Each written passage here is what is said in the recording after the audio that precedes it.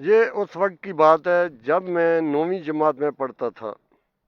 میری والدہ کی ایک سہیلی تھی جو ہمارے سے 3 گھر چھوڑ کر رہتی تھی۔ ان کے 4 بچے تھے اور ان کے شوہر 4 سال سے ابوظہبی میں تھے۔ وہ ہر سال آتے تھے اور جاتے ہوئے ایک بچے کا تحفہ دے جاتے تھے۔ وہ اکثر شام میں آ جاتی اور میری امی سے باتیں کرتی۔ میں بھی اکثر اسی کمرے میں اپنا ہوم ورک کرتا تھا۔ ان کی آواز بہت اونچی تھی۔ اکثر میری والدہ ٹوکتی کہ آہستہ بولو، بچہ سن لے گا۔ تو وہ ہمیشہ یہ کہتی کہ باجی یہ تو ابھی بچہ ہے، اس کو کیا سمجھ آئے گی؟ لیکن میں ان کی کافی باتیں سمجھ جایا کرتا تھا کیونکہ میں بھی جوان ہونا شروع ہو گیا تھا۔ اکثر وہ اپنی مباشرت کے قصے سناتی کہ وہ اندر ڈال کر میرے دونوں چوستے ہیں۔ میں سوچتا کہ کیا چوستے ہوں گے انکل؟ کبھی کہتی کہ وہ ایک دم پورا اندر ڈال دیتے ہیں۔ میں سوچتا کہ انکل کیا اندر ڈالتے ہوں گے؟ ایک دفعہ کہنے لگی کہ انہوں نے اتنی دیر تک میری ٹانگیں اٹھا کر رکھیں کہ میرے پٹھے اکڑ گئے۔ ایک بار کہنے لگی کہ ان کو گئے 6 ماہ ہو گئے ہیں، ان کی بہت یاد آ رہی ہے، مصنوعی طریقے سے کر کر کے بیزار ہو گئی ہوں، جلدی سے وہ آئیں تو میری تسلی ہو۔ اسی طرح کی وہ باتیں کرتی رہتی تھی۔ ادھر اسکول میں ہماری کلاس میں ایک نیا لڑکا داخل ہوا تو پہلے ہی دن سر نے اس کو میرے ساتھ بٹھا دیا۔ یوں پہلے ہی دن میری اس کی دوستی ہو گئی۔ اس کا نام شاکر تھا اور وہ پڑھائی میں تو درمیانہ تھا، مگر اس کی معلومات ہر معاملے میں بہت تھیں۔ شروع میں 2 4 دن تو ہم میں تکلف رہا، پھر ہم فری ہو گئے۔ وہ لوگ 8 بہن بھائی تھے اور اس کا نمبر 6 تھا۔ رفتہ رفتہ اس نے مجھ سے سیکس پر بات شروع کی تو اس کو اندازہ ہو گیا کہ میں اس معاملے میں بالکل کورا ہوں۔ رفتہ رفتہ اس نے مجھے پہلے بلیو پرنٹ کے ننگے رسالے دکھائے اور پھر زبانی بہت کچھ سمجھایا اور کہا کہ ایک پریکٹیکل ضرور کرنا، تبھی اچھی طرح سمجھ آئے گا۔ اب مسئلہ یہ کہ تجربہ کس پر کیا جائے؟ اب ہر وقت دماغ پر سیکس سوار رہنے لگی۔ اسی دوران ہماری لائن میں ایک گھر میں چوری ہو گئی تو میری امی کی ساحلی، جن کا نام فرزانہ تھا، وہ جب شام کو آئی تو بہت پریشان تھی کیونکہ ان کے دیور اور دیورانی جو ان کے ساتھ ہی رہتے تھے، وہ دونوں کسی سرکاری کام سے اسلام آباد گئے ہوئے تھے اور ان کا 15 دن کا دورہ تھا، اور وہ فرزانہ خالہ کے دونوں بڑے بیٹوں کو بھی ساتھ لے گئے تھے۔ ویسے تو یہ کوئی پریشانی کی بات نہیں تھی، مگر چوری والے واقعہ کی وجہ سے فرزانہ خالہ بہت گھبرائی ہوئی تھی۔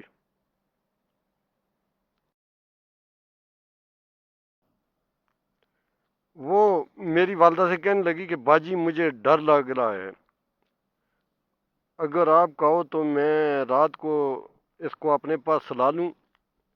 میری والدہ نے کہا، ارے یہ تو خود اتنا چھوٹا ہے، یہ تیری کیا حفاظت کرے گا؟ تو خالہ بولی، اے لو، اتنا بڑا جوان تو ہو گیا ہے، اس کی تو شے بھی آ گئی ہے، اور ویسے بھی اگر خدا نہ خواستہ کوئی چور وغیرہ آیا تو یہ کم از کم شور مچا کر آپ لوگوں کو بلا تو لے گا، میری تو ڈر کے مارے آواز ہی نہیں نکلے گی۔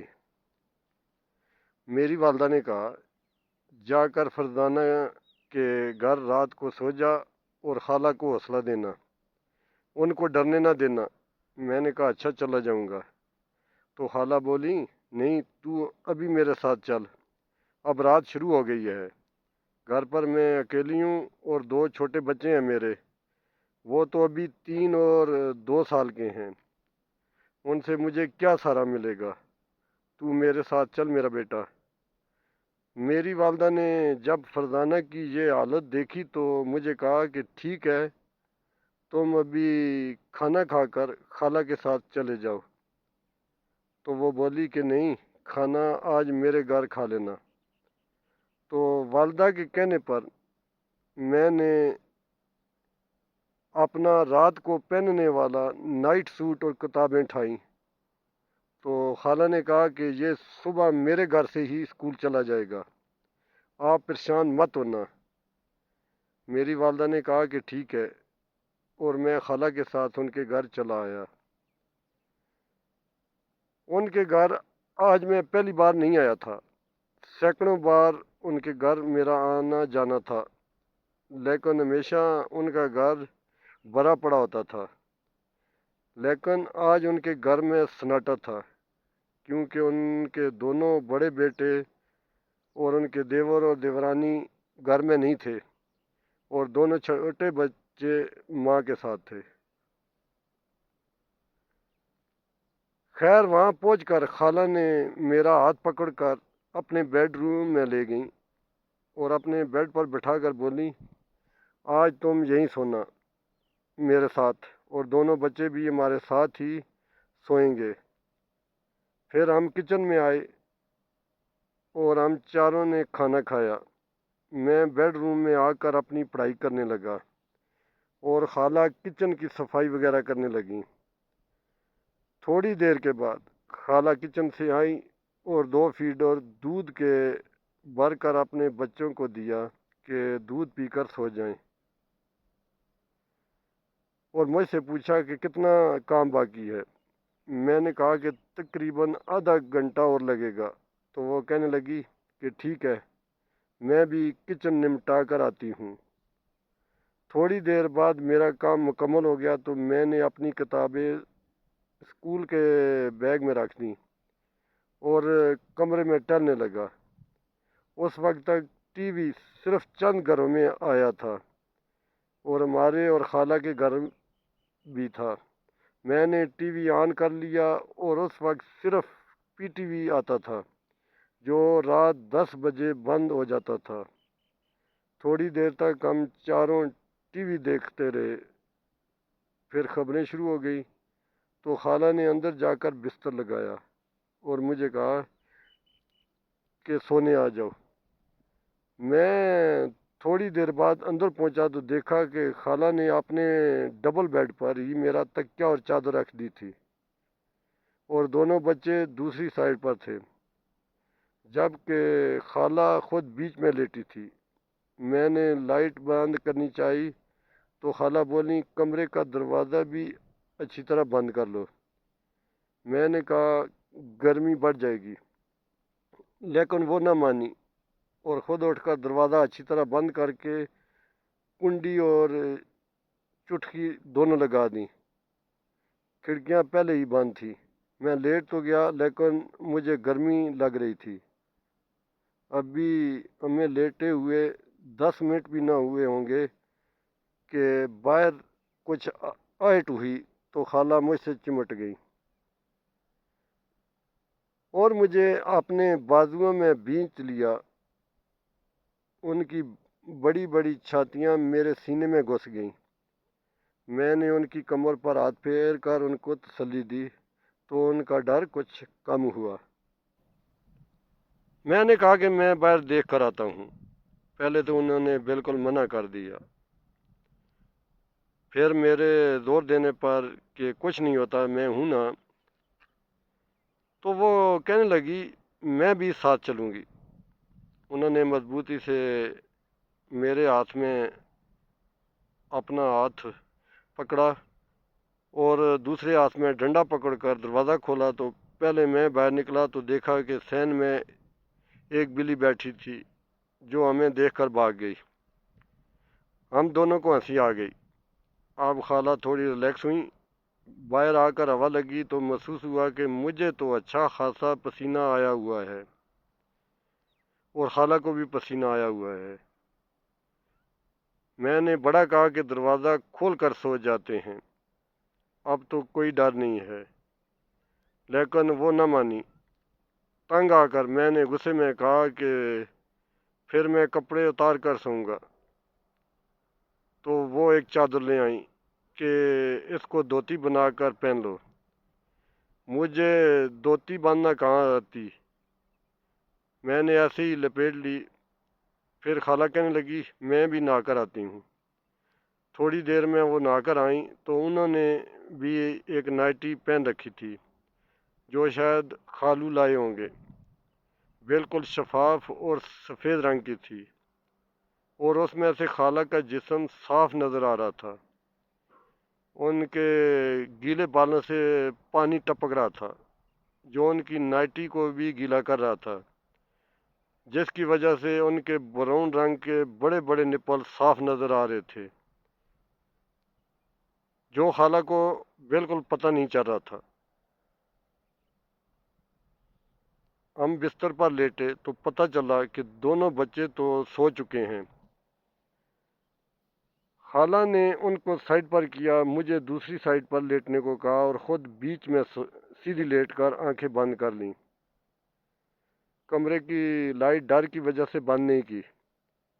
میں خالہ کی طرف کروٹ لے کر لیٹ گیا تو آنکھوں کے سامنے خالہ کے نپل تھے۔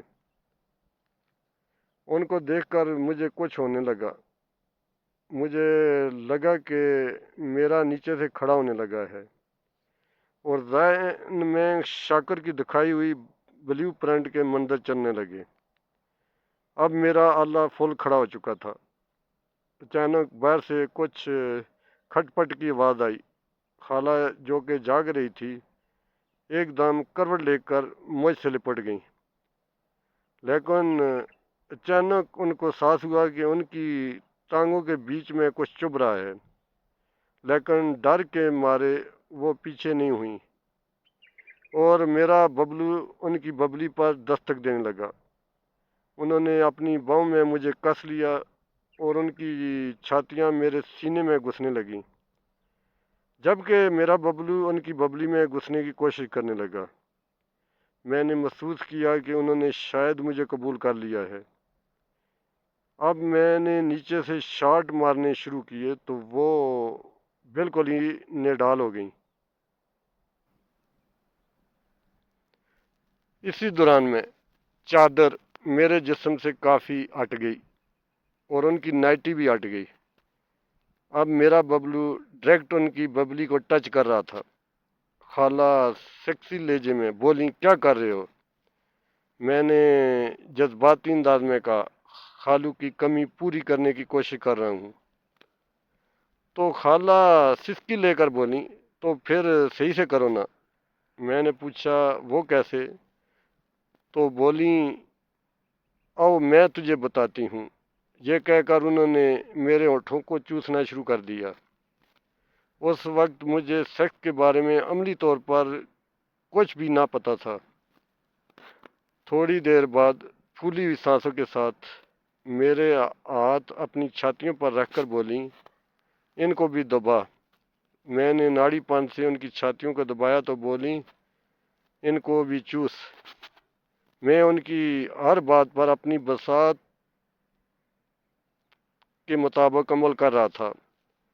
تھوڑی دیر نپل چوسنے کے بعد مجھے بھی مزہ آنے لگا اور میں ان کی موٹی موٹی چھاتیوں کو ہاتھوں سے دبانے بھی لگا۔ اب مجھے بھی مزہ آنے لگا۔ خالہ کی بھی سسکیاں نکل رہی تھیں۔ انہوں نے نیچے ہاتھ ڈال کر میرا ننگا ببلو ہاتھ میں پکڑ لیا اور ایک دم چونک کر بولیں ارے ابھی سے اتنا بڑا کیسے ہو گیا تیرا، کیا کھلاتا ہے اس کو؟ میں نے معصومیت سے کہا کچھ بھی نہیں کھلاتا۔ تو وہ بولی اب اس کو اس کی خوراک میں کھلاؤں گی، اور ابھی پہلی خوراک دیتی ہوں۔ اس وقت تک ایک تو میرا پہلا موقع تھا، پھر سیکس کی معلومات بھی صرف اندر ڈالنے کی حد تک تھی، اور کچھ خالہ کو بھی صرف اندر لینے کا شوق ہی تھا۔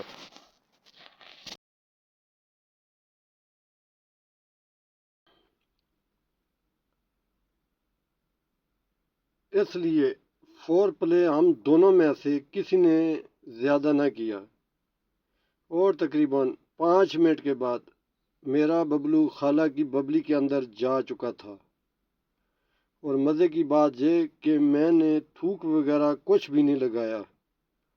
ان کی اندر سے اتنی گلی تھی کہ میں نے ان کے سوراخ پر رکھ کر ہلکا سا زور لگایا تو خالہ نے نیچے سے خود کو اٹھایا تو ایک دم سے میرا ببلو ان کی ببلی میں پورا اندر گھس گیا، اور خالہ کی گٹی گٹی سی آئی نکلی۔ میں ڈر کر رکا تو بولیں اب رکنا نہیں بالکل بھی، اور یقین کریں تقریباً 20 منٹ تک میں دھکے لگاتا رہا۔ اس دوران خالہ 3 بار فارغ ہوئیں۔